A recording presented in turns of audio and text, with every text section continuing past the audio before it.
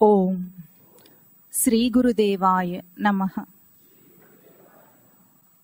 ఓం సల్లక్షణ సమారంభాం చిదానందేతి మధ్యమాం అస్మదాచార్య పర్యంతాం వందే గురు పరంపరాం. ఓం శ్రీ గురుదేవాయ నమః.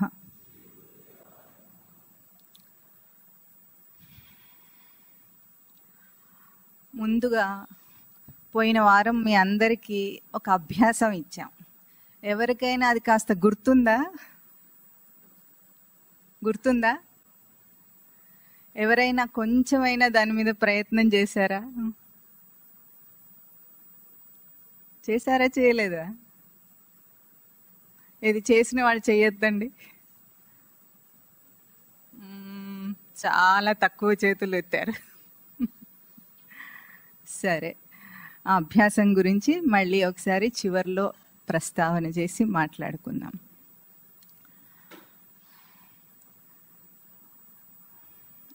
పోయినసారి ఒక మాట చెప్పాం, ఒక్క అడుగు మనం ముందుకు వేయటం అని.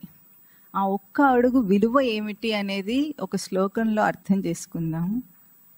గచ్చన్ పిపీలికో యాతి యోజనానాం సహస్రేషు అగచ్చన్ వైనతేయ అపి పదమేకం న గచ్చతి. అంటే పిపీలికం అంటే చీమ. గచ్చన్ ప్రయాణం మొదలుపెట్టినది అయినందువల్ల ఆ చీమ యోజనానాం సహస్రేషు అంటే 100 యోజనాల దూరాన్నైనా చేరగలదట. ఎందుకు? అది ప్రయాణం మొదలు పెట్టింది కాబట్టి. అగచ్చన్ మొదలు పెట్టనిది అయినందువలన వైనతేయుడంటే తెలుసా ఎవరికైనా? గరుత్మంతుడికి ఎంత వేగం ఉంటుంది? అంత వేగం ఉన్నా సరే మొదలు పెట్టకపోతే ఎక్కడున్నవాడు అక్కడే ఉంటాడు. ఒక్కడుగు కూడా ముందుకు కదలడు. నెమ్మదిగా వెళ్ళినా సరే ముందు అడుగు వేయటం అనేది చాలా ముఖ్యమైన విషయం. ఆ ఒక్కడుగు వేయకపోతే ఎక్కడున్నవాడు అక్కడే ఉంటాడు. అంతేనా? అది ఆ ఒక్కడుగులో ఉన్న విశిష్టత మనం గుర్తించాలి. అది వేయటానికి చాలా మనిషికి లోపల నుండి జిజ్ఞాస, ఉత్సాహం అవన్నీ కావాలి. అది వేస్తే మాత్రం ఇంకా మొదలైనట్లే. అయితే పోయినసారి మనము ఏం మననం చేసాము, మళ్ళీ ఒక్కసారి చెప్పుకుందాం. ఏమిటంటే మనుష్య జన్మలో సహజంగానే ఉన్న లక్షణం తెలుసుకోవాలనుకోవటం సహజ లక్షణం మనిషికి. ఆ సహజ లక్షణాన్ని తాను దేని మీద ప్రయోగిస్తున్నాడు అన్నది చాలా ముఖ్యమైన అంశం అని తెలుసుకున్నాము. ఎట్లాగో బయట విషయాలన్నిటినీ తెలుసుకోవటం మీద ప్రయోగించాడు కాబట్టి అదేమన్నాం? దాన్ని ఏమన్నాం? కుతూహలత, క్యూరియాసిటీ.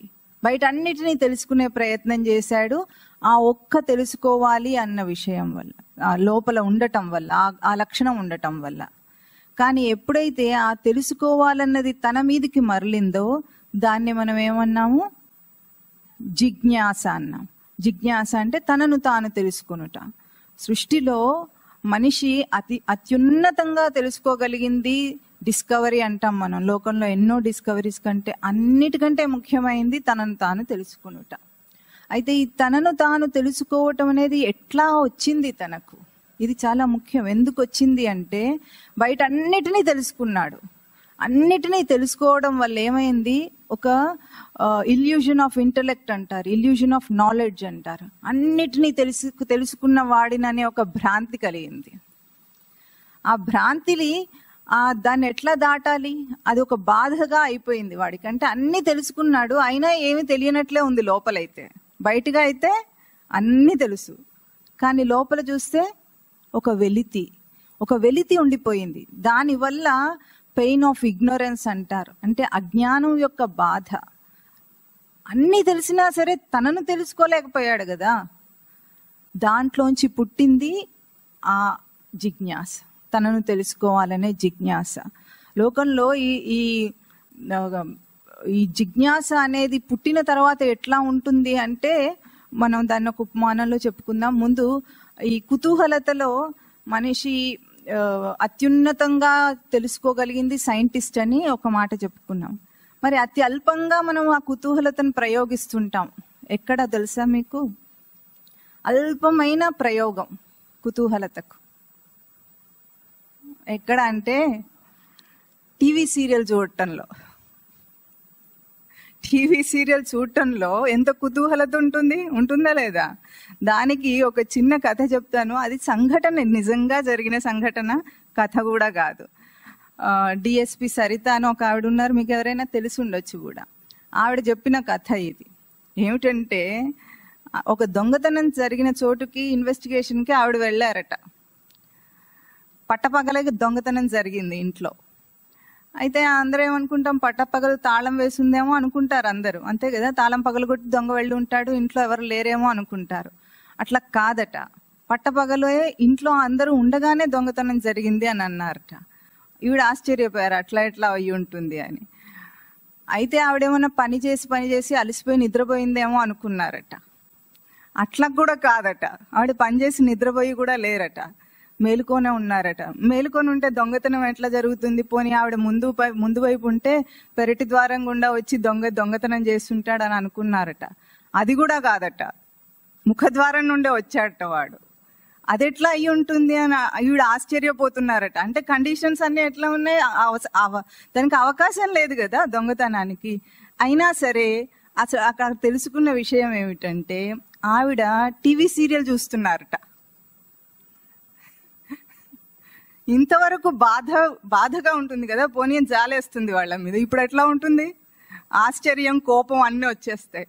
అంటే ఆవిడ హాల్లో కూర్చొని టీవీ చూస్తూ ఉండగా దొంగ దర్జాగా లోపలికి వచ్చి తాళం చెవి ఎక్కడుందో కనుక్కొని, అంటే అక్కడే వార్డ్రోబ్కి పక్కనే ఎక్కడో మేకుకు తగిలించి ఉంటుంది కదా, తగిలించుకొని ఉంటే అక్కడ నుండి తీసుకొని దొంగతనం చేసి బంగారం మాత్రం తీసుకొని బట్టలు తీసుకోకుండా మళ్ళీ తాళం చెవి అక్కడే పెట్టి చెప్పి వెళ్ళిపోయాడట. ఈవిడ చక్కగా ఏం చేస్తున్నారు? టీవీ సీరియల్ చూస్తున్నారు. అంటే ఆ కుతూహలత మనిషిని ఎట్లా గుడ్డివాణిగా చేస్తుందో మనకు అర్థమవుతుందా? ఇది హాస్యంగా ఉంది మనకు, కానీ జీవితం ఇట్లాగే ఉంది. సత్యం ఇంతే. పక్కవాడి విషయాలు తెలుసుకోవటం మీద కుతూహలత ఎంత ఉంటుంది? గాసిప్స్ గంటలు ఫోన్లో ఎందుకు మాట్లాడుతుంటారు? మాట్లాడుకోవడానికి ఏముంటుంది రోజు? కానీ ఏదో తెలుసుకోవాలి. ఆ కుతూహలతకు అత్యల్పమైన ప్రయోగం అది. ఇది మనం గుర్తించాలి. అంటే మన జీవితం నిజంగా ఏ దిశలో ఉందని, ఏదో ఉన్నతంగా మనం చాలా బాగా గొప్పగా ఆధ్యాత్మ విద్య చెప్పేసుకుంటే కాదు, నిజంగా ఇప్పుడు రియాలిటీ ఏమిటి చూడాలి కదా. మన స్థితిగతులు ఏమిటి, ఏ స్థితిలో ఉన్నాం మనం, అది చూడటం చాలా ముఖ్యమైన అంశం. అయితే జిజ్ఞాస ఎట్లా ఉంటుందన్న దానికి పోయిన వారం బుద్ధుడి కథ చెప్పుకున్నాం మనం. బుద్ధుడికి ఉన్న జిజ్ఞాస వల్ల తాను ఎట్లా తెలుసుకోగలిగాడు అనేది. ఇవాళ ఇంకొక ఇన్స్పిరేషనల్ కథ ఏమిటంటే మనందరికీ తెలిసినదే వివేకానందుడు. వివేకానందుడికి చిన్నప్పటి నుండి కూడా ఒక ఆస్తికమైన కుటుంబంలో పెరిగిన వాడైనప్పటికీ కూడా ఒక లోపల తెలుసుకోవాలని, దేవుడంటే ఏమిటో తెలుసుకోవాలని చాలా ఉండేది. ఉండి ప్రతి వారి దగ్గరకి ఎక్కడెక్కడ ఏ గురువులు ఉన్నారని ఉంటారు కదా, ఫేమస్ గా ఉన్న పాపులర్ గా ఉన్న గురువులందరి దగ్గరికి వెళ్ళేవాడట. వెళ్ళి ఆయన దగ్గర ఒక కర్ర ఉండేదట. ఆ కర్ర అక్కడ నిలబెట్టి గట్టిగా, అంటే ఆయనది కాస్త రేషనల్ లాగా రజోగుణం కొద్దిగా, అక్కడ పెట్టి భయపెట్టేటట్లుగా దేవుణ్ణి నువ్వు చూసావా అని అడిగేవాడట ప్రతి వారిని. ఆయన అడిగే విధానానికే సగం మంది భయపడి చెప్పలేకపోయారు. అంటే దేవుణ్ణి చూసావంటే జ్ఞానాన్ని బోధించవచ్చు, కానీ చూసావా అని నిలదీస్తే ఎంతమంది నిలబడతారు? అట్లా ప్రతి వారి దగ్గరికి వెళ్ళి దేవుణ్ణి చూసావా అని ప్రశ్నించేవాడట. ఆ ప్రశ్నించిన దాంట్లో ఆయన ఇట్లా ప్రశ్నిస్తే ముందు కోపం వస్తుంది కదా గురువుకి, ఇంత మరీ రజోగుణం ఏమిటి, ఇంత వేగం ఏమిటి అని. కానీ రామకృష్ణ పరమహంస దగ్గరికి వచ్చేటప్పటికి ఇట్లాగే అడిగాడు. అడిగేటప్పుడు మాత్రం అదే వేగంతో అడిగాడు. ఆయన కొద్దిగా కూడా కోపము, విసుగు, చికాకు పడలేదు. ఆయన ఏమన్నాడు? ఓ చూశానన్నాడు. చూశాను, నీకు కూడా చూపిస్తాను. ఎట్లా చూపిస్తాను? నువ్వు నన్ను కళ్ళెదురుగా ఎట్లా చూస్తున్నావో అంతకంటే స్పష్టంగా చూపిస్తాను అన్నాడు. ఇంతకంటే స్పష్టం ఏముంటుంది? మన కళ్ళు ఎదురుగున్న బొమ్మ ఏదైనా సరే చాలా స్పష్టంగా కనిపిస్తుంది. అంతకంటే స్పష్టంగా నీకు చూపిస్తాను అన్నాడట రామకృష్ణ పరమహంస. దెబ్బకి ఈయన రజోగుణం అంతా దిగిపోయింది. దెబ్బకి సరెండరెన్స్ అంటే తనను తాను సమర్పించుకున్నాడు. ఎక్కడైతే నేను అంత దృఢమైన విశ్వాసంతో గురువు చెప్తారో అక్కడ సమర్పణ వచ్చేస్తుంది. అంటే అనుభవ జ్ఞానంతో చెప్పే గురువు దగ్గర సమర్పణ వచ్చేస్తుంది. ఆ సమర్పణలో వెంటనే దిగి వచ్చేసాడు వివేకానందుడు. అది మనందరికీ కూడా చాలా ముఖ్యం. ఎందుకంటే లోకంలో మనం తెలుసుకుంటున్నవన్నీ కూడా మనని ఏ దిశగా తీసుకెళ్తున్నాయి, ఇది ప్రతి నిమిషం ఆలోచించాలి కదా. మనము జీవితం గడిచిపోతుంది, ఒక్క క్షణాన్ని కూడా మనం తిరిగి తీసుకురాలేం. ఆయుష్ తగ్గిపోతూ ఉంటే ఒక్క క్షణాన్ని కూడా తిరిగి తీసుకురాలేం. మరి విచారణ లేకపోతే ఎట్లాగూ? అందుకంటే తెలుసుకోవటం కంటే ముఖ్యము ముందు లోపల ఈ విచారణ సాగుతూనే నిరంతరం ఉండాలి. అది నిరంతరం బ్యాక్గ్రౌండ్లో ఉండి బయటికి ఏమీ మార్చనక్కర్లేదు, కానీ నిరంతరం ఈ విచారణ సాగుతూ ఉండాలి. ఇది జిజ్ఞాస యొక్క విలువ. ఇప్పుడు రెండవ అంశంగా మనము తత్వదృష్టి అని ఇంకొక మననం చేశాం. తత్వదృష్టి అంటే తత్వం అంటే సత్యం, సత్యమును చూసే దృష్టి కావాలి అని పోయిన వారం మననం చేశాం మనం. దానికి కూడా భగవద్గీతలో మంచి సంఘటన ఒకటి ఏమిటంటే 11వ అధ్యాయంలో వచ్చేటప్పటికి అర్జునుడు అడుగుతాడు, నీ విశ్వరూపం చూపించమని అడుగుతాడు కృష్ణ భగవంతుణ్ణి. అక్కడ ఏమడుగుతాడు? నీ విశ్వరూపం చూడాలనుకుంటున్నాను, నాకు అర్హత ఉందని నువ్వు అనుకుంటే చూపించమంటాడు. అయితే అక్కడ స్వామి ఒక శ్లోకం చెప్తారు, ఏమంటే నతు మాం శక్యసే ద్రష్టుం అనేనైవ స్వచక్షుష దివ్యం దదామి తే చక్షు పశ్యమే యోగం ఐశ్వరం అంటాడు. అంటే ఇప్పుడు నీకున్న కళ్ళతో నువ్వు నా విశ్వరూపాన్ని చూడలేవు. అంటే ఈ మాంసపు కళ్ళతో మనకందరికీ ఉన్న ఈ మాంసపు కళ్ళు స్వామి యొక్క సత్య రూపాన్ని చూడటానికి అర్హత లేనివి. అందుకే దివ్యం దదామి తే చక్షు, నీకు దివ్యమైన చక్షువులు ఇస్తానన్నాడు. దివ్యమైన చక్షువులు అంటే ఇవే కళ్ళు మెరుస్తూ ఉంటాయని అర్థం కాదు. అక్కడ సూక్ష్మమైన ఒక దృష్టి ఇస్తానని అర్థం. అంటే తత్వదృష్టి, తత్వదృష్టిని ఇస్తాను. ఆ తత్వదృష్టితో చూస్తే అప్పుడు పశ్చిమే యోగం ఐశ్వరం, అంటే ఇక్కడ అంతా వ్యాపించి ఉన్న నా ఈశ్వర సంబంధమైన రూపాన్ని నువ్వు చూడగలుగుతావు అని చెప్తాడు అక్కడ స్వామి. అది తత్వదృష్టి. అంటే గురువు ముందు మనకిచ్చేది ఏమిటి? తత్వదృష్టి. అంతవరకు చూస్తున్నవే ఇప్పుడు చూడటం వేరేగా మారిపోతుంది. ఇంతకాలం అదే చూసాము, కానీ మనకి ఏమి దాని నుండి గ్రహింపుకు రాలేదు.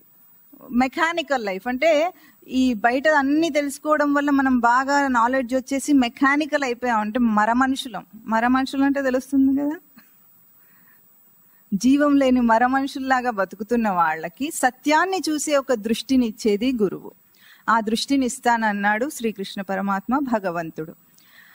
అయితే ఈ తులసీదాస్ గారు రామాయణంలో కూడా ఒక ఉపమానం చూపిస్తారు. మనము పోయిన వారం తత్వదృష్టి అంటే మనం భ్రాంతిలో ఎట్లా బ్రతుకుతున్నాం అన్నదానికి సూర్యుడు భూమి ఉపమానం చెప్పుకున్నాం, గుర్తుందా? సూర్యుడేమో స్టేబుల్గా ఉన్నాడు, కదలకుండా ఉన్నాడు. భూమి ఏమో తిరుగుతుంది.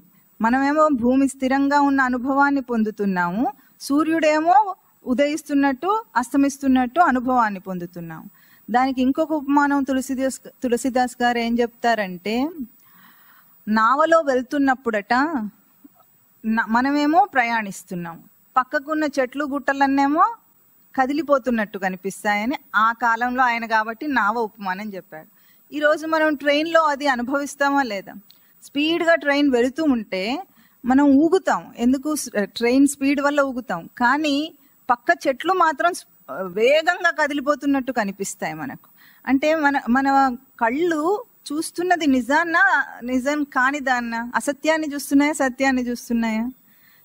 అవి చూసే అసత్యము మనకు ఒక అనుభవాన్ని కూడా ఇస్తుంది. అవి కదిలిపోతున్న అనుభవం ఇస్తుంది, మనమేమో కదలకుండా ఉంటాం, చక్కగా ప్లేట్లో పెట్టుకొని తినేస్తూ ఉంటాం కూడా కదలకుండా. చేస్తున్నామా? అంటే మన కళ్ళు చూస్తున్నది మనకు ఎటువంటి అనుభవాన్ని ఇస్తున్నాయి, ఇది మనం బాగా ఆలోచించాలి. ఫ్లైట్లో వెళ్ళినప్పుడు ఆ కాస్త ఊపు కూడా ఉండదు, మొత్తం చక్కగా ఇంట్లో హాల్లో కూర్చుంటాడు, సోఫాలో కూర్చున్నట్టు చక్కగా ఉంటాడా లేదా? అంటే మన అనుభవం. ఫ్లైట్ ఇంకా వేగంగా వెళ్తోంది, మన అనుభవం ఎట్లా ఉంది, మన సత్యం ఏమిటి, మన అనుభవం ఏమిటి. అంటే అనుభవం ఎంత భ్రాంతిగా ఉందో ఒక్కసారి మనం పోల్చి చూసుకోవాలి. ఆ పోల్చి చూసుకోవడం కోసం తత్వదృష్టి అనేది చాలా ముఖ్యమైనది. ఎప్పుడూ ఈ దృష్టిని వదిలిపెట్టకూడదు. సత్యం ఏమిటి, సత్యం ఏమిటి, ఒక అన్వేషణ తనలో నిత్యం ఉండాలి. ఈరోజు ఈ తెలుసుకోవటం మీదనే మనం ఇంకా మనిషి ఏ ఏ కోణాల్లో తెలుసుకుంటాడో, ఎన్ని రకాలుగా తెలుసుకుంటాడో దాన్ని కొంచెం విచారణ చేద్దాం. ఇవాళ బాగా ఆలస్యం అయిపోయింది. వర్షం వల్ల అంతటా నీళ్లు నిండిపోయినాయి, ట్రాఫిక్ వల్ల ఆలస్యం అయిపోయింది. ముందు మనం తెలుసుకునే దాంట్లో ఏముంటుందంటే 4 ప్రమాణాలు చూపిస్తుంది శాస్త్రం మనకు. మొదటిది అనుమాన ప్రమాణం అంటాం. అనుమాన ప్రమాణం అంటే ఒక దాన్ని అనుమానించి దాని యొక్క సత్యాన్ని గ్రహించటం. రెండవది పరోక్ష ప్రమాణం అంటాం. మూడవది ప్రత్యక్ష ప్రమాణం అంటాం. నాలుగవది అపరోక్షానుభూతి. చెప్పండి. అనుమాన ప్రమాణం, పరోక్ష ప్రమాణం, ప్రత్యక్ష ప్రమాణం, అపరోక్ష అనుభూతి. ఇందులో మొట్టమొదటిది అనుమాన ప్రమాణం. అనుమాన ప్రమాణం అంటే ఎట్లాగంటే దానికి బాగా వేదాంతంలో చెప్పే ఉపమానం ఏమిటంటే దూరంగా పొగ కనిపిస్తోంది. మనం దేన్ని అనుమానిస్తాం అక్కడ? ఏమిటి? మంట ఉందని తెలుస్తుంది. అంటే పొగను చూసి మంటను ఊహిస్తాం, అనుమానించి ఊహిస్తాం అన్నమాట. అనుమాన ప్రమాణం అంటాం దాన్ని. ఇప్పుడు ఈ అనుమాన ప్రమాణంలో కూడా ఒక మంచి కథ ఉంటుంది. దాంట్లో నీతి మనకు చాలా అవసరం. మీరందరిలో దేవుడు ఉన్నాడని నమ్మేవాళ్ళు ఎంతమంది చేయొద్దండి? అన్ని చేతులు దాదాపుగా ఎత్తినట్టే ఉన్నారు. భయపడేం ఎత్తొద్దు, మీరు నాస్తికులాగినా నాకేం బాధ లేదు. దేవుడు ఉన్నాడని నమ్ముతారు కదా. దేవుడు ఉన్నాడని మీకు రుజువేమిటి? చూసామా? చూడలేదు, అయినా నమ్మకం ఉంది. దీన్ని వీడేమంటాడంటే అనుమాన ప్రమాణం అంటాడు. అందరు చెప్తుంటే ఉన్నాడు కావాలని అనుకోవాలి. ఎందుకంటే అన్ని ఎట్లా నడుస్తున్నాయి? ఎవడో ఒకడు ఉండి నడిపించాలి, వాడే దేవుడు అంతే. కానీ దేవుడు అనేవాడు ఎట్లా ఉంటాడో మనకి ఏమీ తెలియదు. స్వామివారు ఒక మాట చెప్తుంటారు, లోకంలో ఆస్తికులు అనేబడేవారు, అంటే దేవుడు ఉన్నాడని నమ్మే వాళ్ళు అందరూ కూడా దేవుడు అంటే ఎవరో తెలిసి నమ్మటం లేదు. అట్లాగే నాస్తికులు ఉంటారు కదా, అంటే దేవుడు లేడని అంటారు. వాళ్ళు కూడా దేవుడు అంటే ఎవరో తెలిసి అనటం లేదు అన్నమాట. ఇద్దరూ తెలియకుండానే ఒకడేమో ఉన్నాడంటున్నాడు, ఒకడేమో లేడంటున్నాడు. ఇద్దరికి దేవుడు అంటే ఎవరో మాత్రం తెలియదు. ఇది గుడ్డితనం. నువ్వు నమ్మినా సరే నమ్మకపోయినా సరే ముందు అదంటే ఏమిటో తెలియాలా వద్దా? తెలిసి కాదనాలి దేన్నైనా, తెలిసి అవుననాలి దేన్నైనా. అది తత్వదృష్టి. అయితే ఇట్లాగే ఒక రాజుగారికి దేవుడు ఉన్నాడని నమ్ముతాడాయన, కానీ ఒకరోజు కూర్చొని సందేహం వచ్చిందట. దేవుడు ఎక్కడున్నాడని నాకు సందేహం వచ్చింది. ఎట్లా ఉన్నాడు, ఎక్కడ ఉన్నాడు అని సందేహం వచ్చి ఆయన రాజదర్బార్లో పండితుడు అందరినీ పిలిపించి అడిగాట, నాకెవరైనా నిరూపించగలరా దేవుడు ఎక్కడున్నాడు, ఎట్లా ఉన్నాడని అని. పండితులందరికీ భయం వేసింది. ఎందుకు? దేవుడిని ఎట్లా నిరూపిస్తారు? ఎవరైనా నిరూపించగలరా? నిరూపించలేరు. ఆయనకు ఏదేదో శాస్త్రంలోని వాక్యాలు చూపించి ఇట్లా ఉన్నాడు అట్లా ఉన్నాడని చెప్పడానికి మొదలు పెట్టారు. వాళ్ళు పండితులు కదా, పండితులు అంటే శాస్త్రంలో దిట్టలు. అనుభవం ఉన్నా లేకపోయినా శాస్త్రం బాగా వస్తుంది కాబట్టి దేవుడు అన్నాడని ఏదేదో వాక్యాల్లో, శాస్త్ర వాక్యాల్లో చెప్పడానికి ప్రయత్నం చేస్తే రాజుగారికి తృప్తి కలగకపోతే ఆయన ఏం చేశారు, అప్పుడు చాటింపు వేయించారట.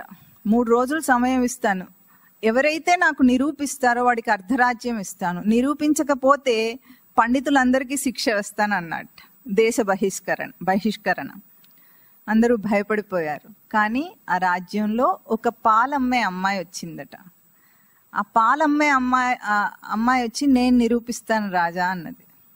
వీళ్ళందరూ భయపడ్డారట, ఈవిడే నిరూపిస్తుంది, మాకే పండితులకే చేతగా ఉంది, ఒక పాలమ్మే అమ్మాయి ఎట్లా నిరూపిస్తుంది అని.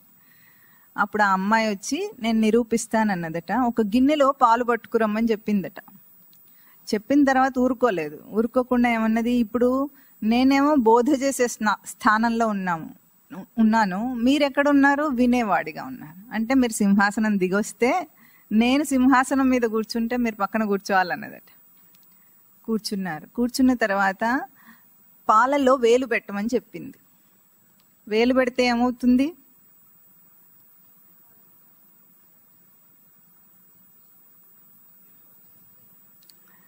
జిడ్డు అంటుకుంటుంది. ఇప్పుడు పాలల్లో వెన్న ఎక్కడుంది అని అడిగింది. ఎక్కడుంది? పాలల్లో వెన్న ఎక్కడుంటుంది? ఏది కనిపించదే. పాలలో వెన్న అంతటా ఉంటుంది, అవునా? కానీ కనిపించటం లేదు కదా. కానీ వేలు పెడితే మాత్రం జిడ్డు తగిలింది. జిడ్డు తగిలినప్పుడు వచ్చేది మనకేమిటి? జిడ్డు ఉంది అంటే వెన్న ఉందని అర్థం. అంటే ఇదేం ప్రమాణం? అనుమాన ప్రమాణం. అంటే జిడ్డును చూసి వెన్నను ఊహిస్తున్నాం మనం. అనుమాన ప్రమాణం చేత మనం తెలుసుకున్నాం. అయితే మరి ఇప్పుడు పాలల్లోంచి వెన్న ఎట్లా రావాలి? ఎట్లా తెలియాలి వెన్నను చూపించాలంటే? రాజు చెప్తున్నాడు. ఇది తెలుసు కదా మనకందరికీ. దేవుడు అంటే ఎక్కడున్నాడో తెలియదు, కానీ వెన్న ఎట్లా తీయాలో తెలియదా? తెలుసా లేదా మనందరికీ?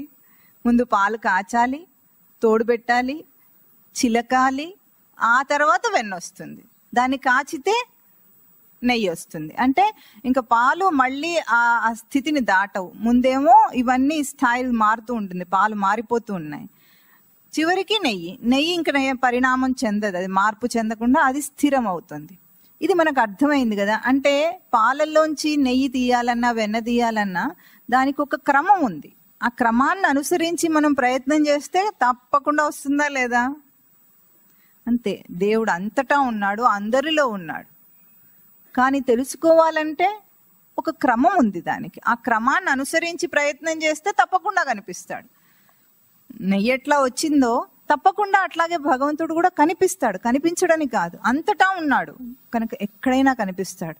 అటువంటి పరమాత్మను మనం ఏం చేస్తున్నాం? ఆస్తికులమై కనీసం ఎక్కడున్నాడన్న ఒక చిన్న సందేహం కూడా రాకుండా, ఏ మతంలో వాళ్ళైనా దేవుణ్ణి సర్వవ్యాపి అని చెప్తారా లేదా గుళ్ళో ఉంటాడని చెప్తారా? చెప్పండి. సర్వవ్యాపి, అంతేనా? సర్వవ్యాపి, అంతటా ఉంటాడు. అందరిలో ఉంటారని చెప్తారా? లేకపోతే జీసస్ క్రిస్టియన్స్ లో మాత్రమే ఉంటాడు, మిగతా వాళ్ళలో ఉండడం చెప్తారా? ముస్లిమ్స్ చెప్తారా? పోనీ హిందువులు అసలు చెప్పరనుకోండి, చెప్తారా? చెప్పరు. అందరిలో ఉంటారనే చెప్తారు. అందరిలో ఉండి, అంతటా ఉండి, అన్ని వేళలా ఉండి కూడా ఎవరికి ఎప్పుడూ కనిపించడు. ఎందుకు? ఎవరు ప్రయత్నమే చేయటం లేదు కనుక. కనీసం అనుమాన ప్రమాణం చేతనైనా వాడికి ఆ జిజ్ఞాస కలుగలేదు కనుక. మూఢనమ్మకం ఇది. హిందూ ధర్మానికి గొడ్డలి పెట్టు. మూఢనమ్మకం అయింది. తెలుసుకోవాలి, అందరూ తెలుసుకోగలరు, తెలుసుకోవాలి. నమ్మేసి దండం పెట్టేస్తే అంతవరకే ఉంటాడు. విశ్వాసం మాత్రం. గుడికి వెళ్ళి ఎందుకైనా మంచిదని దండం పెడతారు అంటుంటారు స్వామివారు. ఎందుకైనా మంచిది, ఎందుకంటే ఇప్పుడు వచ్చేది ఏం లేకపోయినా పోయేదైతే ఏం లేదు కదా, ఓ దండం బారేస్తే పడి ఉంటుంది అనుకొని దండం పెట్టే వాళ్లే గాని దేవుడు అంటే ఎవరో తెలిసి కాదు కదా. అంటే అనుమాన ప్రమాణం చేత కూడా కనీసం మనం అక్కడ వెతకటం లేదు, తెలుసుకోవటం లేదు. రెండవది పరోక్ష ప్రమాణం. పరోక్ష ప్రమాణం అంటే మనం దాన్ని అర్థం చేసుకోగలమే కానీ దాన్ని ఫీల్ అవ్వలేము, సెన్స్ చేయలేము, ఎక్స్పీరియన్స్ చేయలేము. ఎటువంటిదంటే ఇప్పుడు ఉపమానంగా నీటి నుండి విద్యుత్ ఉత్పత్తి అవుతుంది. మనందరికీ తెలుసా తెలియదా? తెలుసా తెలియదా? తెలుసు. అంటే ఇది పరోక్ష ప్రమాణం. పరోక్ష ప్రమాణం అంటే కేవలం నాలెడ్జ్ వల్ల మనకి ఇన్ఫర్మేషన్ ఇచ్చారు గనుక మనం దాన్ని తెలుసుకున్నాం గనుక బుద్ధి అర్థం చేసుకుంటుంది. అండర్స్టాండింగ్ అంతే. అంతకంటే మించి మనకు ఎట్లా తెలుసు నీళ్ళలోంచి ఎట్లా వస్తుందంటే ఒక ప్రొసీజర్ చూపిస్తే అది అర్థం అవ్వచ్చు. అంతేగాని మనం దాన్ని సెన్స్ చేయగలమా, ఫీల్ అవ్వగలమా? ఎక్స్పీరియన్స్ అసలే రాదు, అంతేనా? అంటే ఇది పరోక్ష ప్రమాణం. మొత్తం మనం జీవితంలో మనకున్న తెలివితేటలన్నీ 90% పరోక్ష ప్రమాణాలే. అన్ని బయటగా విన్నవి తెలుసుకొని నాకు తెలుసు అనుకుని విర్రవీగేవి. మామూలుగా కూడా కాదు, డిగ్రీలు వచ్చి విర్రవీగటం అంటే ఏమిటి అర్థం? పుస్తకాల్లో ఉన్నదే కదా నీ మస్తకంలోకి ఎక్కించావు, ఆ తర్వాత ఉంటుందో కూడా గ్యారంటీ లేదు. పరీక్ష తర్వాత ఉండదు, అది మస్తకంలో కూడా ఉండదు, చీదేస్తాడు. పరీక్షలో వదిలేసాడంటే సర్టిఫికెట్ వస్తే సరిపోయింది. ఆ తర్వాత అవసరం ఉన్నవి ఏవైనా మళ్ళీ కాస్త తెలుసుకోవాలంటే తెలుసుకుంటాడు, అంతే. అంటే పరోక్ష ప్రమాణం అంటే బయటిదంతా పరోక్ష ప్రమాణం, అన్నీ మనకు తెలుసు, పరోక్ష ప్రమాణంగా తెలుసు. ఇప్పుడు మూడవది ప్రత్యక్ష ప్రమాణం. ప్రత్యక్ష ప్రమాణం అంటే కాళ్ళలో ముళ్ళు గుచ్చుకుందనుకోండి, ఎట్లా తెలుస్తుంది? నొప్పితో సహా తెలుస్తుంది అనా? అంటే we can sense it and feel it. మనం సెన్స్ చేయగలము, ఫీల్ అవ్వగలము, అవునా? అంటే అది బయటగా చూసి తెలుసుకున్నది కాదు, నేర్చుకున్నది కాదు. అంటే మనం అక్కడ మన గ్రహింపు ఉంది, ఆ గ్రహింపును పెట్టి మనం దాన్ని తెలుసుకుంటున్నాం. ఇది ప్రత్యక్ష ప్రమాణం. నాలుగవది మాత్రం అపరోక్షానుభూతి. దాని గురించి మాటలు ఉండవు.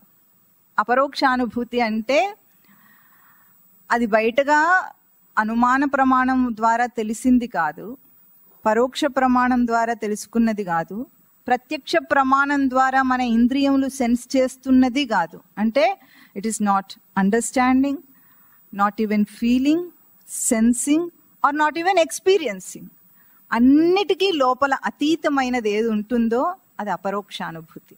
దాన్ని గురించి చెప్పడానికి మాటలు ఉండవు. శాస్త్రం అవాంగ్మానస గోచరం అంటుంది దాన్ని.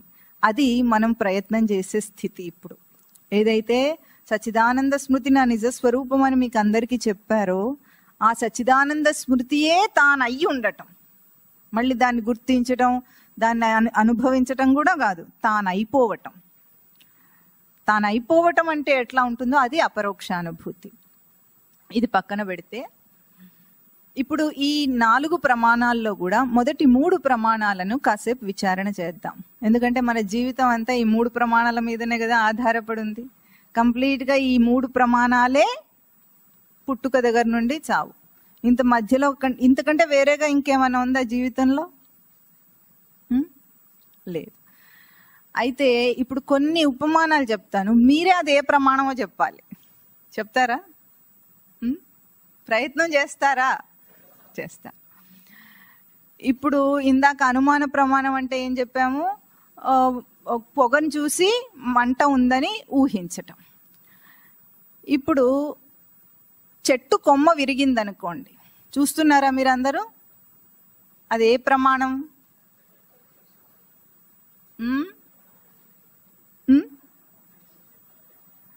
ప్రత్యక్షమా? మీకేమైంది? చెట్టు కొమ్మ విరిగితే చూస్తున్నారు, అంతే కదా, జస్ట్ మీరు చూసి తెలుసుకుంటున్నారు. అది పరోక్ష ప్రమాణం. మీ ఎముక విరిగితే అది ప్రత్యక్ష ప్రమాణం అంటే, అంతే కదా. చెట్టు కొమ్మ విరిగితే మనదేం పోదు, విరిగిందని చూసి చెప్పగలం, అంతే. మనకు తెలివి ఉంది కాబట్టి చూసి చెప్తాం, బుద్ధి అర్థం చేసుకుంటుంది కాబట్టి.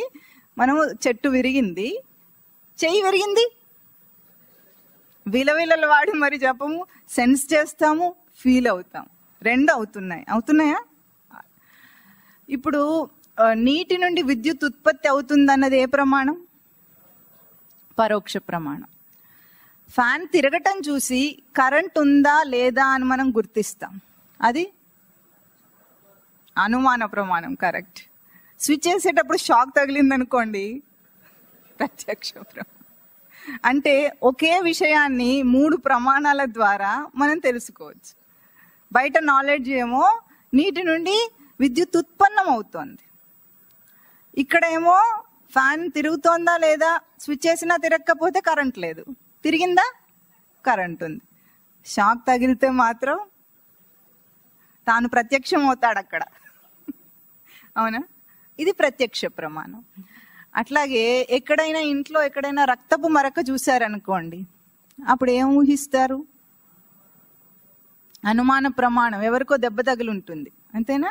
ఎవరికి దెబ్బ తగిలింది, ఎట్లా వచ్చింది, లేదా ఏదైనా జీవి చచ్చిపోయి ఉండొచ్చు, ఇది అనుమాన ప్రమాణం. ఇప్పుడు సూర్యుడి కిరణాల వేడికి నీరు ఆవిరవుతుంది అని మనకు తెలుసా? చదువుకున్నారా చిన్నప్పుడు? వర్షం ఎట్లా కురుస్తుంది? సూర్యుడి కిరణాల వేడికి నీరు ఆవిరిగా మారి మేఘాలుగా ఏర్పడుతుంది. ఇదే ప్రమాణం? పరోక్ష ప్రమాణం. ఇప్పుడు ఆకాశంలో మేఘాలు దట్టంగా నిండి ఉన్నాయనుకోండి, అది చూసి మనం వర్షం రాబోతుందని తెలుసుకుంటాం. ఇది అనుమాన ప్రమాణం. బాగా అర్థమైంది. అయితే వర్షంలో తడిసి జలుబు చేసింది అనుకోండి, ప్రత్యక్ష ప్రమాణం. ఇది కూడా అర్థమైంది మీకు. అట్లాగే మిరపకాయ బజ్జీలు తిన్నారనుకోండి, కడుపు మంట పుడుతుంది, నోరు మంట పుడుతుంది. అది ఐస్ క్రీమ్ తింటే ప్రత్యక్ష ప్రమాణం. అదే నీళ్లు మరుగుతున్నాయి అనుకోండి, పొయ్యి మీద ఆవిరి చూశారు, ఆ వేడి అనుమాన ప్రమాణం. చేతి మీద నీళ్లు పడితే చేయి కాలింది, ఇప్పుడు ప్రత్యక్ష ప్రమాణం. అంటే మన జీవితంలో ఇన్ని ప్రమాణాలు మనం మాట్లాడుతున్నాం కదా. ఇప్పుడు ఇంకొకటి చెప్తాను మీకు. కోపం వచ్చింది, తెలుస్తుందా లేదా? కోపం వస్తే మీకు ఏ ప్రమాణం? ప్రత్యక్ష ప్రమాణంలో కూడా అది చిన్న సెన్స్ కాదు, ఫీలింగ్ కాదు, కానీ ఎక్స్పీరియన్స్. ఎందుకంటే దాంట్లో తేడా ఏమిటో చెప్తాను మీకు. ఇప్పుడు ఈ ప్రమాణాలన్నిట్లో కూడా ఇంకొక చిన్న ప్రశ్న వేస్తాను. అనుమాన ప్రమాణంలో మీరు దేని చేత తెలుసుకుంటున్నారు?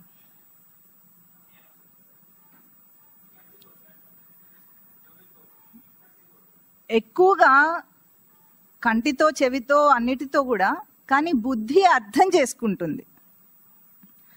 పరోక్ష ప్రమాణము అంతా అర్థం చేసుకోవాలంటే బయట నుండి చెప్పిన ఇన్ఫర్మేషన్ అర్థం చేసుకోకుండా, ఇప్పుడు నీటి నుండి విద్యుత్ ఉత్పన్నం అవుతుందంటే బాగా అర్థం చేసుకోవాలి కదా ఆ టెక్నాలజీ ఏమిటనేది. అంటే ఇక్కడ బుద్ధిని వాడుతున్నాము, మన ఇంద్రియాలను కూడా వాడుతున్నాం. అవునా? బుద్ధి అంటే ఇప్పుడు ఏమిటో మీకు అర్థమైందా? ఆ చాట్లో మనకు మనసు, బుద్ధి, చిత్తం, అహంకారం అని 4 చూపించారు. ఇప్పుడు బుద్ధిని మనం ఎక్కడెక్కడ ఎంతగా వాడుతున్నాం మీకు అర్థమవుతోందా? అంటే అన్నిటినీ గ్రహిస్తుంది మనస్సు. గ్రహింపుకు తీసుకున్న వాటిని అన్నిటికి కూడా బుద్ధి అనే ఒక ప్లాట్ఫామ్ మీదకి తీసుకొస్తుంది. అది ఎక్కడెక్కడ వాడుతున్నాం మనం అంతటా వాడుతున్నాం. ఒక చీమ ఉందనుకోండి, చీమను పూర్వం మాకేం చెప్పేవాడంటే, చీమట బ్రహ్మజ్ఞానట, కోడి ఏమో కాలజ్ఞానట. అంటే చీమ రహస్యంగా ఎక్కడైనా మీరు పంచదార దాచిపెట్టినా అది వచ్చి కనుక్కుంటుందట. ఏ ప్రమాణం దానికి? అనుమాన ప్రమాణం. అంటే అదే ఇంద్రియం వాడుతుంది అక్కడ, దానికి బుద్ధి ఉందా లేదా అంటే మనం ఏమనాలి ఇప్పుడు? దానికి యాంటీనాస్ ఉంటాయి, కళ్ళు కూడా సరిగా ఉండవు దానికి. యాంటీనాస్ చేత మాత్రమే మనం ఎక్కడో పెట్టుంటాము, మనకే డబ్బా తెలియదు ఎక్కడ ఉందో, కానీ దానికి మాత్రం తెలుస్తుంది. అంటే రహస్యంగా ఉన్న దాన్ని కూడా చీమ కూడా తెలుసుకోగలిగింది. అవునా? ఇప్పుడు మనం కూడా అట్లాగే బుద్ధిని ప్రయోగిస్తున్నాం, చీమ కూడా అట్లాగే బుద్ధిని ప్రయోగిస్తుంది. తేడా ఏమి? ఇప్పుడు కుక్క కాలికి ముళ్ళు గుచ్చుకుంది అనుకోండి, అది కుంటుకుంటూ నడుస్తుంది. ఎప్పుడైనా చూసారా మీరు? కుక్క గబుక్కున కాలు కింద పెట్టదు, ఎందుకంటే నేల మీద కాలు పెడితే గుచ్చుకుంటుందని దానికి కూడా తెలుసు. అంటే ప్రత్యక్ష ప్రమాణాన్ని అది కూడా అనుభవిస్తుంది. అవునా? అంటే బుద్ధిని, ఇంద్రియాలను అన్ని పశుపక్ష్యాదులు అనుభవిస్తున్నాయి, వాటికి కూడా తెలుసు. అనుమాన ప్రమాణం వాటికి కూడా ఉంది, ప్రత్యక్ష ప్రమాణం వాటికి కూడా ఉంది. పరోక్ష ప్రమాణంలో కొంచెం తక్కువ ఉండొచ్చు మనకంటే, మనమేమో చాలా ఎక్కువ నేర్చుకున్నాం, దానికి అంత తెలివితేటలు లేకపోవచ్చు. అయినా సరే దానికి కావలసిన పరిమితమైన జ్ఞానం మాత్రం దానికి ఉంది. అవునా? ఈ 3 ప్రమాణాలు ఇప్పుడు మనం ప్రయోగిస్తున్నామా, ప్రయోగించటం లేదా? ప్రయోగిస్తున్నాం కదా.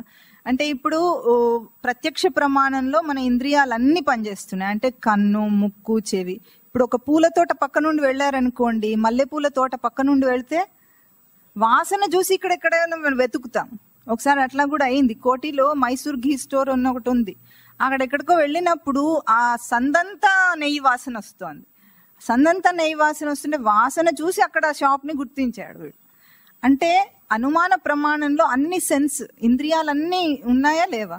మీకు ఇంద్రియాల గురించి చెప్పు ఉంటారు కదా. శ్రోత్రత్వక్ చక్షుర్జిహ్వ ఘ్రాణములు అంటే కన్ను, ముక్కు, రసనేంద్రియము, స్పర్శ, శబ్దం వినటం, ఇవేమో జ్ఞానేంద్రియాలు. కాళ్ళు, చేతులు, పాయు, ఉపస్థలు ఇవేమో కర్మేంద్రియాలు. అంతరింద్రియమేమో మనసు, బుద్ధి, చిత్తం, అహంకారం. ఇప్పుడు ఇవన్నీ మీకు చాట్లో చెప్పకపోయినా, వేదాలేం చదవకపోయినా, భగవద్గీత చదవకపోయినా తెలుస్తున్నాయా లేదా? మీరు ప్రయోగిస్తున్నారా లేదా? కొంచెమైనా అనుమానం ఉందా? ఎవరైనా నేర్పించారా వీటిని ప్రయోగించటం? ఎవ్వరూ నేర్పించలేదు.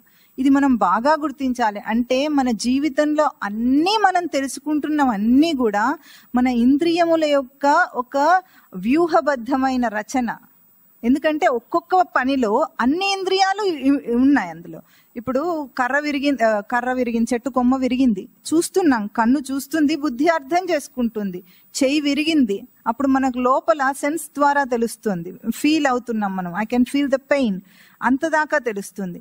ఇప్పుడు కోపం వచ్చింది, ఏ ఇంద్రియం ఉంది ఇందులో?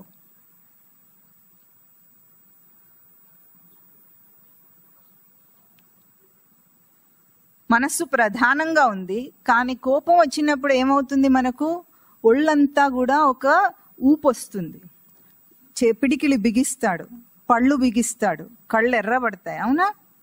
ఇవన్నీ కూడా ఒక్కొక్క అణువులో, అంటే మన ప్రతి సెల్లో, ప్రతి కణంలో కూడా ఆ కోపం వ్యాపించిపోతుంది. అంటే ఇది ఎక్స్పీరియన్స్ అంటాం మనం. సెన్స్ వేరు, ఫీలింగ్ వేరు. ఇది ఎక్స్పీరియన్స్ ఎట్లాగంటే మన దేహంలో ఉన్న ప్రతి కణము కూడా అందులో పాల్గొంటుంది, దాని ప్రభావం ఉంటుంది దాని మీద. కోపం అట్లాంటిదా కాదా? ద్వేషము, కోపము వచ్చినప్పుడు మాకు ప్రశాంతంగా ఉంటుందా? ఎవరినైనా అక్కసుతో తిట్టేశారనుకోండి, ప్రశాంతంగా ఉంటుందా? చాలా హాయిగా నిద్రపోతాడా? పోడు.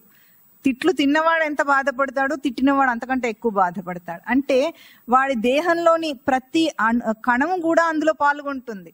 ఇప్పుడు చూడటం అంటే కన్ను ఒక్కటే పాల్గొంటుంది. కన్ను చూడటం తప్ప వేరే పని చేయగలదా? వాసన చూడగలదా? అది చేయలేదు. వాసన చూసే ముక్కు వాసన చూస్తుంది కానీ కంటి ద్వారా దృశ్యాన్ని చూడలేదు. అంటే ఇవన్నీ అన్ని కూడా ఒక్కొక్క పనినే చేయగలుగుతున్నాయి. కానీ ఎప్పుడైతే కోపము, ప్రేమ, అనురాగము, కరుణ, దయ, ద్వేషము, ఆందోళన, ఇటువంటి భావాలు ఉన్నాయి చూసారా, ఇవి మన దేహంలోని ప్రతి కణంలో కూడా మనం ఎక్స్పీరియన్స్ చేయగలుగుతాం. అవునా కాదా? చెప్పండి. ప్రతి ఒక్క కణంలో దీన్ని మనం ఎక్స్పీరియన్స్ చేయగలుగుతాం. ఆ ఎక్స్పీరియన్స్ అనేది ఏదుందో దాని ప్రభావము ఉత్తరోత్తర మన దేహం మీద ఎట్లా ఉంటుంది? ఎందుకంటే సాధన అంటే మన దేహం అనేది ముఖ్యమైన పరికరం. అక్కడ దేహం లేకుండా సాధన ఎవరు చేస్తారు? చేయటానికి లేదు. ఇప్పుడు ఇంకొక ఒక ప్రశ్న అడుగుతాం మిమ్మల్ని. ఫోటో చూసి నేను అనుకుంటాడు, ఏం ప్రమాణం? ఫోటో చూసి నేను అనుకుంటారా అనుకోరా? అందరూ చెప్పండి. అనుకుంటారా? అనుకుంటారు. తప్పు చేసినా గట్టిగా చెప్పాలి, ఒప్పుకోవాలి దాన్ని. ఫోటో చూసి నేను అనుకుంటాడు, ఏం ప్రమాణం వీడికి? పరోక్ష ప్రమాణమా? తనని ఎప్పుడు చూసుకున్నాడు? పుట్టినప్పటి నుండి మీ మొహాన్ని మీరు చూసుకున్నారా? ఎప్పుడైనా చూసుకున్నారా? అద్దంలో చూపించి, ప్రతిబింబాన్ని చూపించి ఇది నువ్వు అని చెప్తే సరే అన్నారు. కానీ తనని తాను చూసుకోగలిగాడా ఇంతవరకు? పోనీ చూసుకోగలడా ఇక ముందైనా? చూసుకోలేదు. మరి ఫోటో చూసి నేను ఎట్లా అంటున్నాడు? మీకు చెప్పని ఇంకో ప్రమాణం కూడా ఉంది, మీరు కనుక్కుంటారేమో అని ప్రశ్న అడిగాను. ఈ 4 ప్రమాణాలు గాక భ్రాంతి ప్రమాణం, ఊహ మాత్రమే. ఫోటో చూసి నేను అనుకోవటం ఊహ కాకపోతే ఇంకేమిటి? అంతేనా? ఎందుకంటే నిరూపణ ఏమిటి? ఎప్పుడైనా చూసుకోగలమా మనం? కనీసం మనకు నిరూపించుకోవటానికి ఎప్పటికీ అది సాధ్యం కాదు. కళ్ళు బయటికే చూస్తాయి కదా, తనని తాను చూడలేవు కదా. అంటే భ్రాంతి ప్రమాణం. ఇంకొక భ్రాంతి ప్రమాణం చెప్పమంటారా? ఫేస్బుక్లో లైక్లు, వ్యూస్ చూసి సత్యం అనుకున్నారనుకోండి, ఇన్స్టాగ్రామ్లో, ఫేస్బుక్లో, అదేం ప్రమాణం? నిజంగానే వాడు నన్ను ఇష్టపడుతున్నట్ట? లైక్ చూస్తే ఇన్ని లైక్స్ వస్తే వాళ్ళు మనల్ని ఇష్టపడ్డట్టేనా? ఇన్ని వ్యూస్ వస్తే వాళ్ళు విన్నట్టేనా? చెప్పండి. భ్రాంతి ప్రమాణం. ఇప్పుడు ప్రస్తుతము భ్రాంతి ప్రమాణంలో బ్రతుకుతున్నాడా, పరోక్ష ప్రమాణంలో బ్రతుకుతున్నాడా? పూర్తిగా భ్రాంతి ప్రమాణంలో బ్రతుకుతున్నాడు. అంటే పరోక్ష జ్ఞానాన్ని సంపాదించి ప్రత్యక్షంగా అక్కడ చేష్టలు చేస్తూ భ్రాంతి ప్రమాణంలో బ్రతుకుతున్నాం మనం. అవునా కాదా? చెప్పండి. అంటే దీనికి కారణం ఏమిటి? భ్రాంతికి కారణం ఫోటోను చూసి నేను అనుకోవటం భ్రాంతి ప్రమాణం. కారణం ఏమిటి? ఊహించుకుంటున్నాడు అంతే, ఇది నేను అయి ఉండొచ్చు అని. అంతే కదా? ఎందుకంటే తన రూపం తనకు తెలియకపోవటమే దానికి కారణం. తన రూపం తనకు తెలిస్తే ఒకదాన్ని ఊహించుకొని నేను అనుకునే అవసరం రాదు కదా. తానెవరో తనకు తెలుసు, ఇంకా వేరే దాన్ని ఊహించుకునే అవసరం రాదు. అంటే అజ్ఞానం కారణం. అన్నిటికీ కారణం ఏమిటంటే అజ్ఞానమే కారణం. తనెవరో తనకు తెలిస్తే ఆ అజ్ఞానం పోతుంది. అయితే శాస్త్రం దీనికి ఏం చెప్పిందంటే, కఠోపనిషత్తు మంత్రం ఏం చెప్తుందంటే, పరాంచిఖాని వ్యతృనత్ స్వయంభూ తస్మాత్ పరాన్ పశ్యతి న అంతరాత్మన్ కశ్చిద్ ధీరః ప్రత్యేగాత్మానమైక్షత్ ఆవృత్త చక్షు అమృతత్వం ఇచ్చని అంటుంది. అంటే ఖాని అంటే ఇంద్రియాలన్నమాట. స్వయంభూ అంటే బ్రహ్మదేవుడు. బ్రహ్మదేవుడట ఇంద్రియాలని బహిర్ముఖ ప్రయోగంగా సృష్టి చేశాడట. పరాంచిఖాని అంటే బయటివే చూడగలిగేటట్టు ఆయన సృష్టి చేశాడట. అందువలన మనం ఇంద్రియముల ద్వారా తెలుసుకునేవన్నీ కూడా బయటి విషయాలే అవుతున్నాయి. తస్మాత్ పరాన్ పశ్యతి, అందుకే అన్ని బయట చూస్తున్నాడు వీడు. అయితే ఎవడో ఒక్కడు మాత్రం కశ్చిద్ ధీరః, ఏ ఒక్కడో మాత్రం అంటే సచ్చిదానంద స్మృతి యొక్క ధారణను కోరిన వాడు ఎవడైనా వాడు ఉంటాడో వాడేం చేస్తాడంటే ఆవృత్త చక్షు. ముఖము మనకు ఎందుకు కనిపించదంటే కంటి చూపు యొక్క ఆ తేజస్సుని లోపల సెన్స్ చేయగలం మనం. కేవలం బొమ్మను చూస్తున్నట్టు, కెమెరా చూస్తున్నట్టు చూడటం లేదు మనం. అవునా? మనకు సెన్స్తో తెలుస్తోంది. దాన్ని లోపల చూసుకోగలం కనుకనే మన కన్ను మనం చూడనక్కర్లేదు. కంటి యొక్క తేజస్సును మనకు తెలుస్తోంది కాబట్టి కన్ను చూడనక్కర్లేదు కదా. అవునా? వాసన ముక్కు మనకు కనిపించదు. అంటే ఈ పైన ఉన్న షేప్ ఏది ఉందో అది మనకు కనిపించదు, కానీ ఆఘ్రాణం లోపల తెలుస్తోంది. ముక్కుకి ఏదైతే తేజస్ ఆఘ్రాణం ఉందో అది లోపల తెలుస్తోంది. ఈ చెవి మనకు కనిపించదు.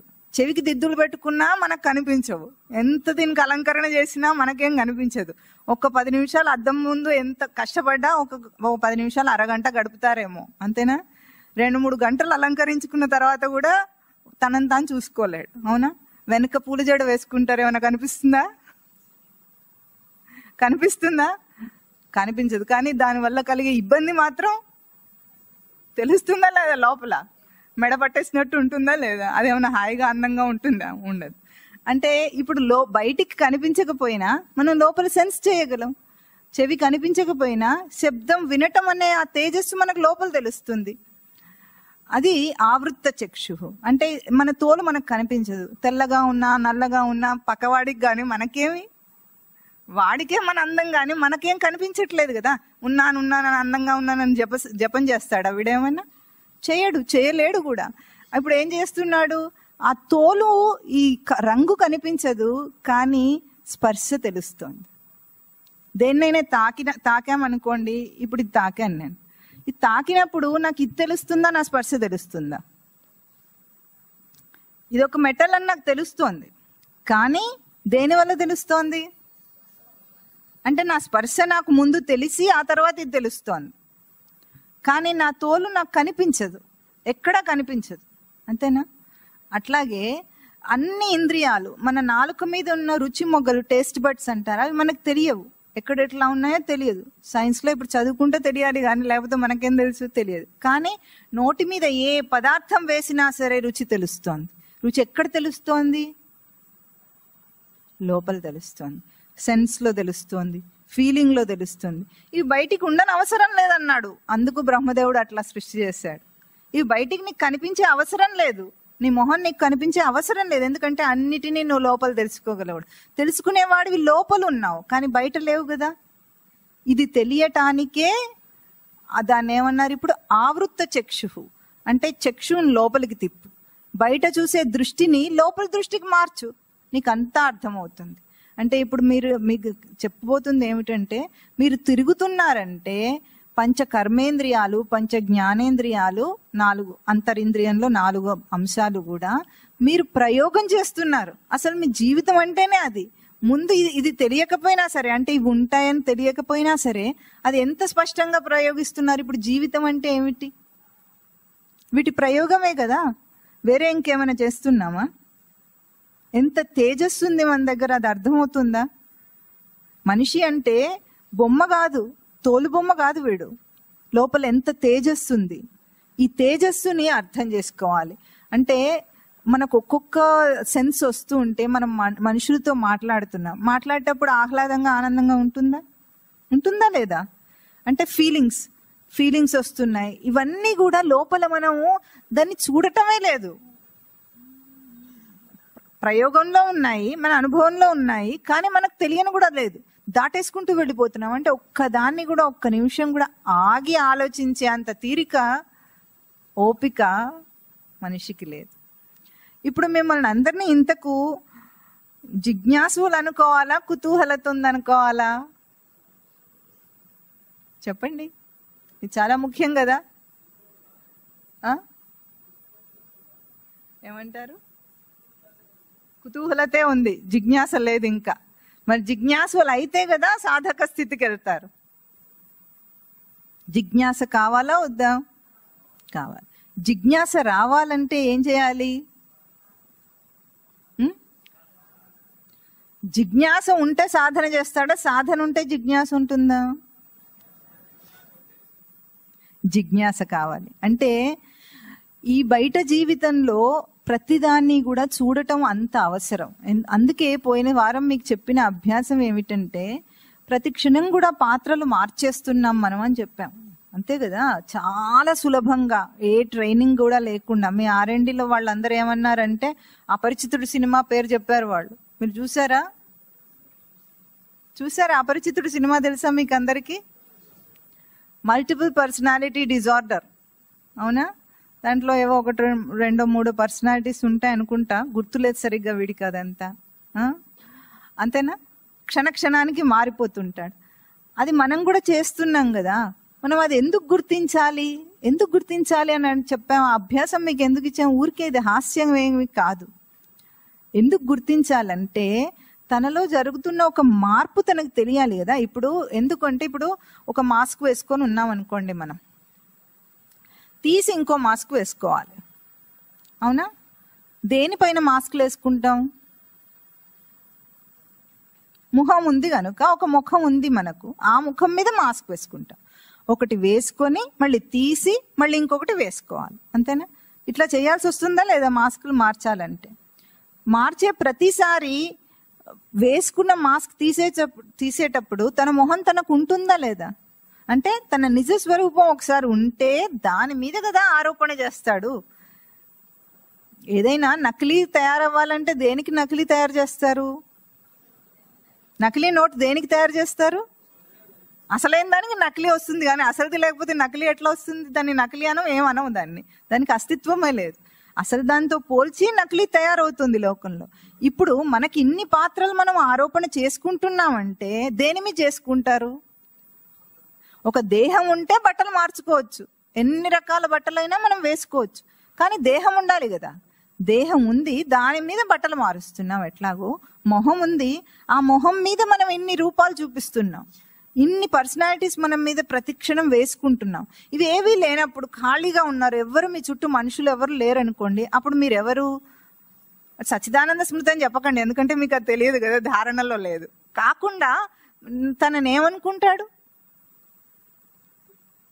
ఏమనుకోడు. అంటే మాస్క్ లేకుండా ముఖం ఉన్నట్టు ఉంటాడా లేదా? ఖాళీగా ఉన్నప్పుడు ఒక స్త్రీ ఏమైనా నేను స్త్రీని అని జపం చేస్తుందా? ఒక మగవాడిని నేను మగవాడిని అని జపం చేస్తాడా? చెప్పండి, చేయడు. చేయకుండానే వాడికి తెలుసు ఆ సంగతి, తెలిసే వాడు అట్లా ఉన్నాడు. అంటే ప్రతిసారి పాత్ర మారుస్తున్నప్పుడు తన ముఖాన్ని ఒకసారి తను తగలాలా వద్దా? తగలకుండా చేయగలదా?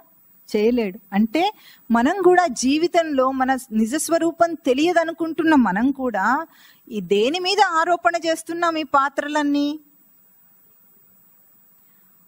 ఒక ముఖం ఉంది, అట్లాగే నాకు ఒక స్వరూపం ఉండగా దాని మీద ఒక స్త్రీగా ఆరోపణ, ఒక పురుషుడిగా ఆరోపణ, ఆ తర్వాత ఒక తల్లిగా ఆరోపణ, ఒక తండ్రిగా ఆరోపణ, ఒక కొడుకుగా ఆరోపణ, ఒక అన్నగా ఆరోపణ, ఏవేవి ఉన్నాయో పాత్రలు మనం ఉన్నవి, వాటిని దేని మీద చేస్తున్నాము?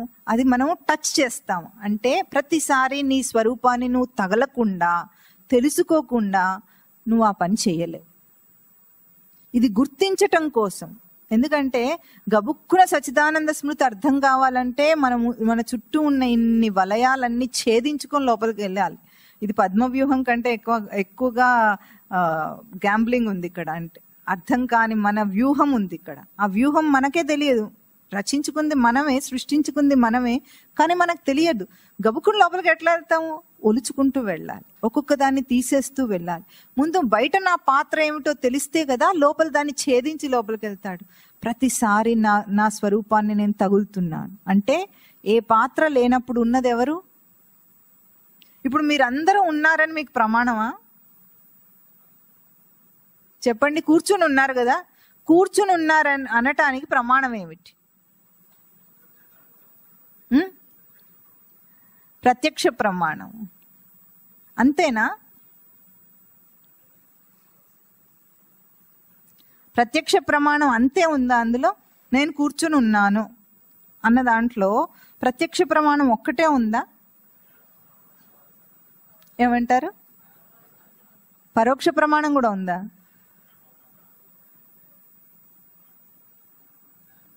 ఇందులో చాలా గొప్ప విశిష్టత ఉంది. ఏమిటంటే కూర్చుని ఉన్నప్పుడు నా దేహం యొక్క భంగిమ మీకు కనిపిస్తోంది. దేహం భంగిమ మీకు కనిపిస్తోంది.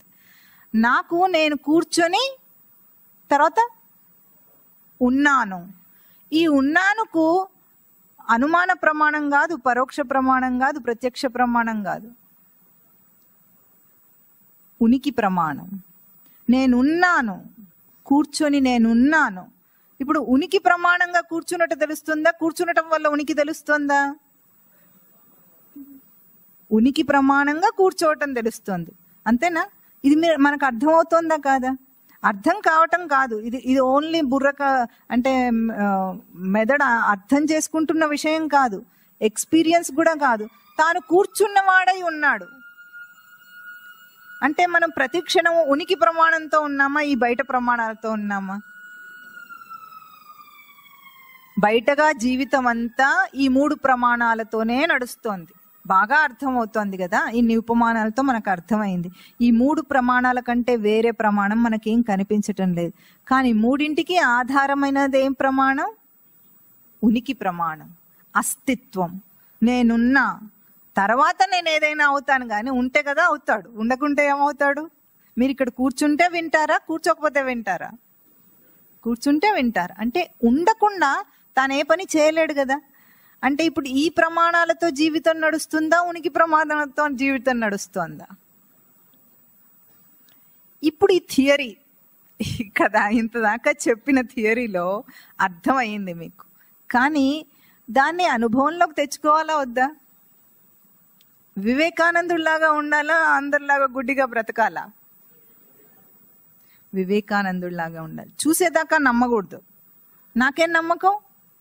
ఉనికి ప్రమాణం అని వీడే చెప్పాడు, అనుమాన ప్రమాణం అని వీడే చెప్పాడు, పరోక్ష ప్రమాణం వీడే చెప్పాడు, ప్రత్యక్ష ప్రమాణం వీడే చెప్పాడు. అన్ని ప్రమాణాలు వీడే చెప్తే మీరికి ఏం ప్రమాణం? మీకు ఉనికి ప్రమాణం. వీడు చెప్పినా చెప్పకపోయినా, ఏ వేదాలు చదవకపోయినా మీ ఉనికి ప్రమాణం మీకు. అందుకే మనిషి వేద స్వరూపుడు అంటుంది శాస్త్రం. వేదం అంటేనే తెలుసుకోవటం. వేద శబ్దానికి అర్థమే సచ్చిత్ ఆనంద లక్షణముల ద్వారా తెలుసుకోవటం, సచ్చిదానందములను తెలుసుకోవటం. అది వేద శబ్దానికి అర్థం. అది తనలో ప్రత్యక్షంగా ఉంది ఇప్పుడు. అంటే ఈ గుడ్డి జీవితానికి ఒక అంతం. ఇక్కడ ఎప్పుడైతే ఈ ప్రమాణాలన్నిటికీ ఏదైతే అనుమాన ప్రమాణం, ప్రత్యక్ష ప్రమాణం, పరోక్ష ప్రమాణం ఉన్నాయో వీటికి పూర్ణాహుతి, అపరోక్షానుభూతి. పూర్ణాహుతి అంటే అర్థమవుతుందా మీకు? యజ్ఞం చేసేటప్పుడు ఏం చేస్తారు? చివరిగా పూర్ణాహుతి చేస్తారు. పూర్ణాహుతి చేయటం అంటే ఏమిటి? పూర్ణంగా ఆహుతినిస్తారు. ఆహుతిని ఇవ్వటం అంటే అంతదాకా యజ్ఞంలో ఆజ్యం వేస్తుంటారు కదా, నెయ్యి వేస్తుంటారు. నెయ్యి ఎందుకు వేస్తారు? అగ్ని ప్రజ్వలించాలి కాబట్టి. ఇప్పుడు పూర్ణాహుతి చేసేటప్పుడు ఇంకా అగ్నికి శమనం, అగ్ని శమనం అవుతుంది, అది పూర్ణమైన ఆహుతి అయిపోతుంది దానికి. అట్లాగే ఇన్ని ప్రమాణాలతో మనం గడుపుతున్న జీవితానికి పూర్ణాహుతి ఎప్పుడు వస్తుందంటే అపరోక్షానుభూతిలో వస్తుంది. అది పరోక్షం కాదు, ప్రత్యక్షం కాదు, అపరోక్షం అని చెప్పారు దాన్ని. ఆ అపరోక్ష అనుభూతి కోసం మనం ప్రయత్నం చేస్తున్నాం. అది తన సచ్చిదానంద స్మృతి స్వరూపం అంటే. ఇప్పుడు మీరు ఏదైతే నేనెవరు అనగానే చక్కగా ఎవరు ఒకసారి మీ నోట ఆ మాట వింటే సంతోషంగా ఉంది. మీకు ధారణ ఉన్నా లేకపోయినా చాలా బాగుంది. అది అపరోక్ష అనుభూతి. దానికి ప్రయత్నం చేయాలి. అందుకే మీకు ఇచ్చిన అభ్యాసం 21 రోజుల అభ్యాసం అంటే అది ఏమిటంటే 42 రోజుల దీక్షను మండల దీక్ష అంటారు. దాంట్లో సగం 21 రోజులే ఇచ్చాం మీకు. ఎందుకంటే 21 రోజులకు మనిషికి ఏ పని చేసినా సరే అభ్యాసం అవుతుంది, ప్రాక్టీస్ అవుతుంది. కానీ 42 రోజులు చేశారనుకోండి, అది తన స్వరూపం అయిపోతుంది, అంటే పర్ఫెక్షన్ వస్తుంది దాంట్లో. అందుకని అర్థమండల దీక్ష ఇస్తే కూడా మీరు మొదలు పెట్టలేదు. ఇంకా ఈసారైనా చేస్తారా? ఈసారి 2 ఏమిటంటే, ఒకటేమో పాత్రలు మారుతూ ఉంటే తన స్వరూపం మధ్యలో వస్తుంది, గ్యారంటీగా వస్తుంది. ఒక మాస్క్ తీసుకుని ఇంకో ఖాళీ మొహం ఉంటుందా లేదా? అట్లా మీరు దాన్ని అబ్జర్వ్ చేయాలి, పరిశీలన చేయాలి. పరిశీలన చేసి ఆ తర్వాత ఏ ప్రమాణంతో అన్నిటినీ గుర్తిస్తున్నారు. ప్రతి పని చేసేటప్పుడు ఏదో ఒక ప్రమాణం ఉండాలా? ఒక క్రియ బయట జరుగుతుందంటే తనకు ఒక ప్రమాణం ఉండి తీరాలా లేదా? ఇప్పుడు మీరు ఫ్యాక్టరీలో పనిచేస్తున్నారు అనుకోండి, పని చేసేటప్పుడు 2 ప్రమాణాలు ఉన్నాయి. ఏమిటక్కడ? ప్రత్యక్ష ప్రమాణం, పరోక్ష ప్రమాణం 2 ఉన్నాయి. అనుమాన ప్రమాణంతో చేయరు కదా, చేస్తే కష్టం ఇక్కడ. కానీ ప్రత్యక్షము పరోక్షము 2 ఉన్నాయి. దాన్ని చూడండి, దాన్ని చూస్తూ ఉండండి. తర్వాత అనుమాన ప్రమాణం. లోకంలో డిటెక్టివ్స్ అందరు చేసేది ఏం ప్రమాణం? అంతే. అట్లాగే మీరు ఎవరితోనైనా పోట్లాటకు వెళ్దాం అనుకుంటారు, వాడేమైనా అన్నాడేమో ఊహించుకొని వాట్సాప్ మెసేజ్లు ఏమైనా పెట్టాడేమో ఊహించుకుంటారా లేదా? దీని మీదగా కదా లోకం నడుస్తుంది ఇప్పుడు. అంటే అనుమాన ప్రమాణాలు కూడా ఉన్నాయి ఇక్కడ. అట్లా అయ్యుంటుంది, ఇట్లా అయ్యుంటుంది అని ఏదేదో అల్లుకుంటాడు. ఒక మాట వాడంటే 100 మాటలు మీరు ఊహించుకుంటారు. అవునా? అనుమాన ప్రమాణ జీవితం. ప్రతి ప్రవర్తనలో ఇదంతా ఉంది కదా, ఇదంతా చూడండి అంతే. మీరు ఏమైనా చేయాలా? పోనీ డబ్బు ఏమైనా ఖర్చు అవుతుందంటారా? 1 రూపాయి కూడా ఖర్చు లేదు. చాలా సింపుల్ కదా ఇది. పూజ చేయాలనుకోండి, వ్రతం చేయాలనుకోండి, ఎంత కష్టపడాలి? దానికి సామాన్ కావాలా, దానికి డబ్బులు కావాలా, దానికి ప్లానింగ్ ఉండాలా, సెలవు కావాలా, ఇంత కష్టపడాలా? అది చేయమంటే చేస్తారు, ఇది చేయమంటే మాత్రం చేయరు. అంతేనా? ఇది ఉండకూడదు. హిందూ ధర్మాన్ని నిలబెట్టాలంటే విచారణయే హిందూ ధర్మానికి వెన్నెముక. విచారణ ద్వారా స్వరూపాన్ని తెలుసుకునేంత అత్యున్నతమైన బోధన చేసింది హిందూ ధర్మం. దాన్ని చివరికి చెట్టుకి దారం చుట్టే లెవెల్కి తీసుకొచ్చారు. తప్ప అంటే తప్పు కాదు, కానీ చేస్తున్నదేమో తెలియకుండా చేస్తే మాత్రం ఏదైనా తప్పే. మూఢ విశ్వాసం ఉండకూడదు. సత్లక్షణం ఉంటే సదాచారం అవుతుంది, మూర్ఖంగా ఆచరిస్తే మూఢాచారం అవుతుంది. ఇవన్నీ తెలుసుకుంటే వచ్చే ప్రవచనంలో మిమ్మల్ని సాధక స్థితికి తీసుకెళ్తారు. ఎందుకంటే ఇవి మీరు చూడకుండా నేను సాధనలో థియరీ చెప్తూ వెళ్ళాను అనుకోండి, అనుభవం వీడికే పెరుగుతూ ఉంటుంది, కానీ మీకు మాత్రం ఏం రాదు. కొంచెమైనా మీరు ప్రయోగం చేయాలి. చేస్తే అప్పుడు దాంట్లో ఉన్న నిజాలు అర్థమవుతాయి. దీనివల్ల సాధనలో దేహం మీద ఎంత ప్రభావం ఉంటుందో, ఆ దేహం దైహిక స్థితిలోనే లోపల మనసు దాకా కూడా వెళ్లకుండా ఎంతో ప్రభావం ఉంటుంది. దాన్ని ఎట్లా మనం అధిగమిస్తామనే చాలా ముఖ్యమైన అంశం. ఎందుకంటే సాధన చతుష్టయ సంపద అని మీకు చెప్పారా? గుర్తుందా? సాధన చతుష్టయ సంపదను సంపాదించమని దాంట్లో అన్ని చెప్పారు కదా అంశాలన్నీ. అవన్నీ చేయాలంటే దేహం యొక్క ప్రయోగం మనకు అర్థం కావాలి ముందు. ఇది అర్థం అవ్వటం కోసం ఇంతగా చెప్తున్నాను. వచ్చే వారానికి ఎంతమంది చేస్తారు చేయొద్దండి?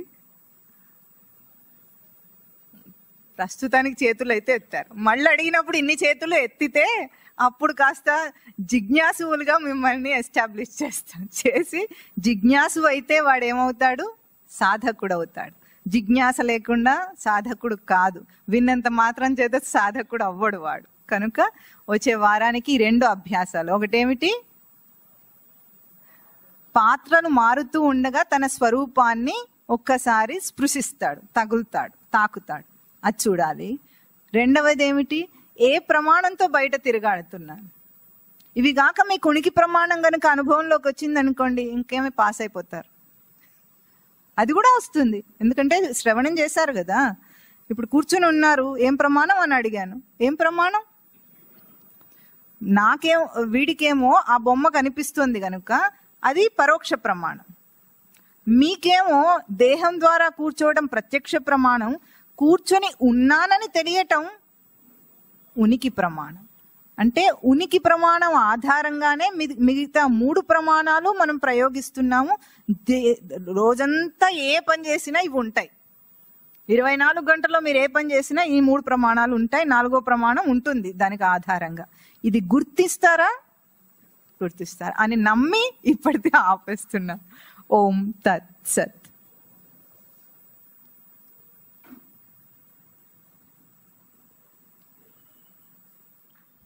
ఓం గురుర్ బ్రహ్మ గురుర్ విష్ణు గురుదేవో మహేశ్వర గురు సాక్షాత్ పరబ్రహ్మ తస్మై శ్రీ గురువే నమః. ఓం శ్రీ గురు చరణారవిందాభ్యాం నమో నమః. ఓం శ్రీ గురు చరణారవిందయుగళం